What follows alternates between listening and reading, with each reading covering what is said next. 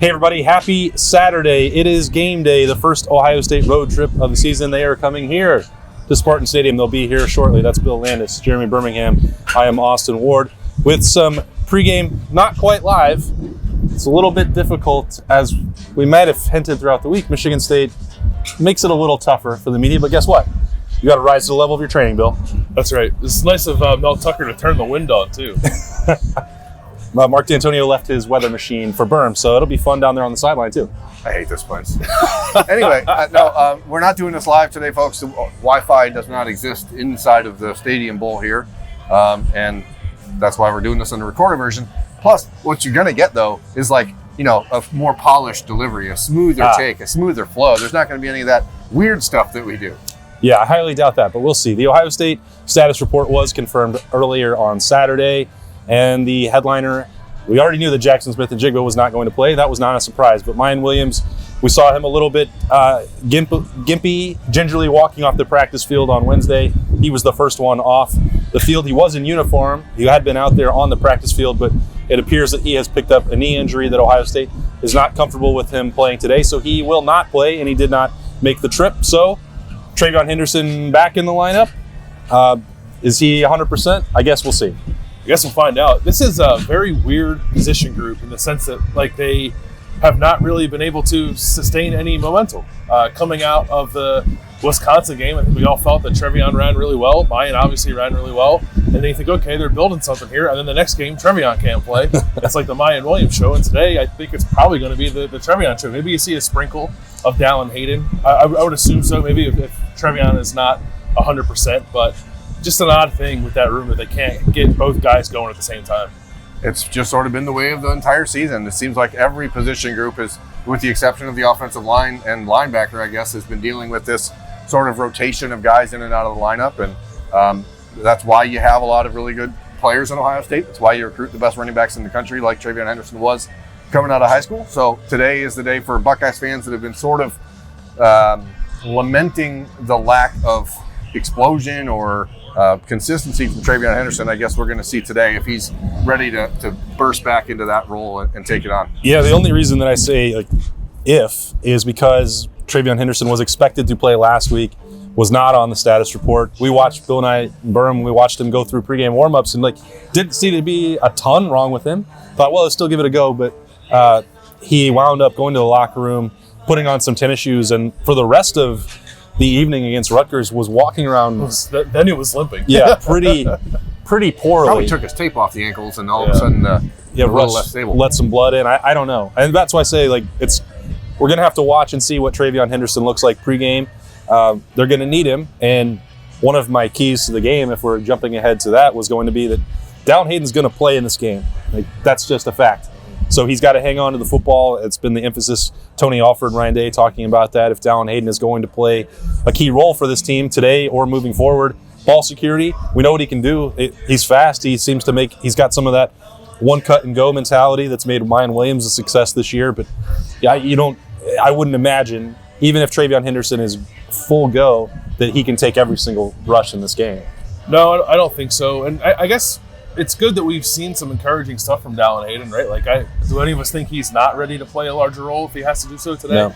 So, and I think it's a good compliment to TreVeyon too. So it's a big spot for him because I agree that TreVeyon's not going to be able to play the whole game. I would assume so. And maybe they won't. They'll be in a position where they don't feel like they have to. Right. With the spread being what it is and how bad Michigan State's played this year. But an unexpected spotlight for Dallin Hayden, but one I think he can handle. So that's your first key. That's my key, yeah. Dallin Hayden can't home.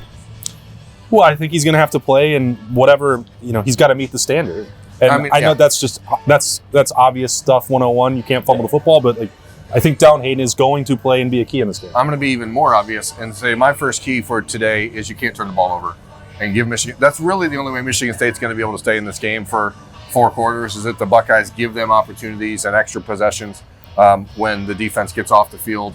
That to me is, the wind is swirling. You're going to see a little bit probably of that same mentality from C.J. Stroud. If I'm going to take a shot here or there, you just got to be careful in that. Michigan State's pass defense is one of the worst in the country, and you kind of have to balance the aggression with knowing that, with playing to the conditions. And the wind is going to be an issue at some point today because we're in East Lansing, and it's like this epicenter Of wind. Of wind, I This is guess. where they make wind. This is the birthplace of wind. Where wind was created. But so to me, that's the first key. You can't turn the ball over. Cannot give away possessions to the Spartans. Bill, you said on our long walk from the media parking lot that you were maybe not quite as sure about your bold prediction and CJ Stroud throwing for 7 tutties in this wind.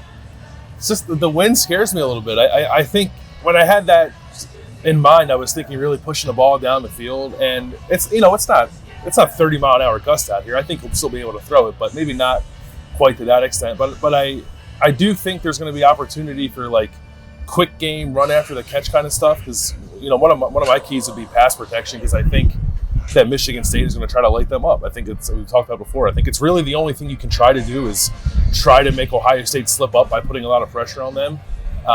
Not that they've felt overly susceptible to that to this point. I don't think they have, but this is probably a better test than they've seen so far in terms of the athletes that Michigan State can throw at them if they decide to be aggressive. So I'm looking at that offensive line to keep CJ upright, but then also, too, if that happens, how Ryan Day responds to that, whether it's with quick stuff or screens to Travion. Like, he's a weapon in that stuff if he's healthy enough to do so. So, I don't know. It could be a different looking kind of passing attack today. I don't know if you can see the field goal net whipping behind me. Certainly, you can probably see the flags on those uprights down there. It is blowing. So, not just when Ohio State is throwing the football will that be a factor. They have not been very good fielding punts, and I don't mean to belabor the point, but it also goes back to what Berm said. No turnovers. You can't be careless with the football. You got to figure that Michigan State is going to punt a lot in this game. So be consistent, whether that's Emeka Egbuka as they continue to roll with that, or if Jaden Ballard gets more opportunities, we'll see exactly what Ohio State wants to do there. It's been disjointed. They tried both of them at the same time last week, and that was when they put Emeka Egbuka put the ball on the ground, and Rutgers got their only touchdown drive off of that. So be careful. Take some depth. Ryan Day sort of talked about this, where they're playing Emeka Egbuka closer to the punt, not as deep, because they don't want the ball to bounce on the turf. Well, it's grass out here, all right? So probably not going to take any crazy hops. Yeah. Just let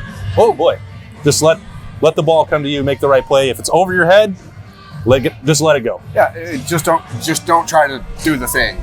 I'm talking about that smooth delivery. Like, the music's turning up in the stadium.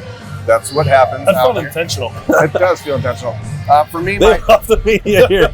I should have watched my mouth. I'm sorry. Sorry, Spartans. My second key is that what Bill said. All I had to do was say I was sorry. Ohio State, because of the inefficiency or the lack of guys being able to run the ball, or however you want to categorize it, CJ Stroud is going to be in the crosshairs for the Michigan State defense.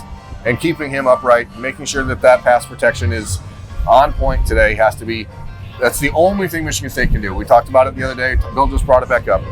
If CJ Stroud is under a lot of pressure in this game, that is how Michigan State can force some of those mistakes and force those turnovers. So pass pro's been pretty good this year. They've been successful in just getting better as an offensive line unit over the last 5 weeks. Today's going to be the biggest test. It's on the road. There's crowd noise. There's defensive ends that are good like-for-like athletes. So it's going to be a test for DeJuan Jones, especially, I think, is the one matchup today that I'm really watching, because we've talked about his improvement, his growth, his ability to get lower and kind of keep guys away from the speed rush, but that's what Michigan State will try to employ. When you talk about the crowd noise, the tailgate scene was pretty good for Michigan State. They do have a lot of fans here. We joked about that throughout the week. Like, are they ready for a basketball scrimmage? Are they tuning out this team that's struggling?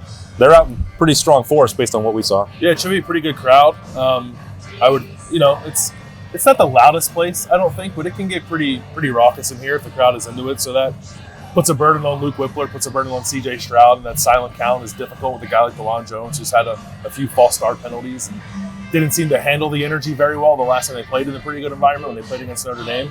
So that'll be something to watch. And then the last thing for me, too, is on the defensive side, like they're trending in the direction of being a top 10 defense. They've been very good this year. I think it's keep building on that, but more specifically, stop the run the way they have so far this year and make Peyton Thorne have to convert third and longs, because he's not built for it. If Michigan State, it was the same thing last year. If they can't run the ball, then they can't throw the ball. Everything is contingent upon that. They're not the same rushing team they were a year ago. I don't think they know who their number one running back is, but they're still going to try to establish it. And Ohio State has to shut it down so that they can get off the field on third down, where Peyton Thorne's not going to be very successful. And you had talked earlier this week about Michigan State taking those deep shots and trying to get a win in that spot, which is where Ohio State feels most susceptible on defense.